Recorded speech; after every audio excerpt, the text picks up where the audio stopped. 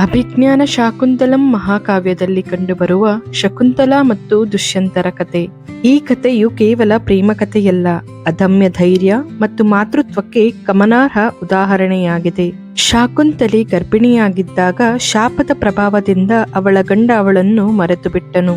ಈ ಒಂಟಿತನ ಮತ್ತು ಅನಿಶ್ಚಿತತೆಯ ನಡುವೆ ಶಾಕುಂತಲೆ ಆಶ್ರಮದಲ್ಲಿ ಆಶ್ರಯ ಪಡೆದು ತನ್ನ ಹುಟ್ಟಲಿರುವ ಮಗುವಿಗೆ ಧೈರ್ಯ, ಶಿಸ್ತು ಮತ್ತು ಪ್ರೀತಿಯನ್ನು ಕಲಿಸಿದಳು. ಶಾಕುಂತಲೆಯ ಜೀವನವು ಆ ಸಮಯದಲ್ಲಿ ಸವಾಲುಗಳು ಮತ್ತು ಹೋರಾಟಗಳಿಂದ ತುಂಬಿತ್ತು.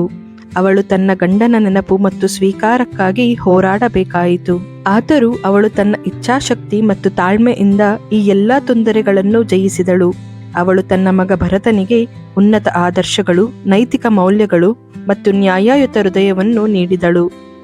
ಭರತನು ತನ್ನ ತಾಯಿಯಿಂದ ಈ ಗುಣಗಳನ್ನು ಕಲಿತುಕೊಂಡು ಮಹಾನ್ ರಾಜನಾಗಿ ಬೆಳೆದನು.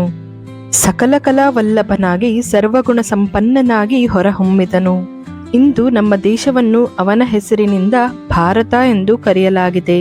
ನಿರೀಕ್ಷಿತ ತಾಯಂದಿರಿಗೆ ಈ ಕಥೆಯು ಪ್ರೇರಣೆಯಾಗಲಿ. ಉತ್ತಮ ಸಂಸ್ಕಾರದಿಂದ ತಾಯಿಯು ತನ್ನ ಮಗುವಿಗೆ ದೊಡ್ಡ ಮಾರ್ಗದರ್ಶಕ ಶಕ್ತಿಯಾಗಬಹುದು.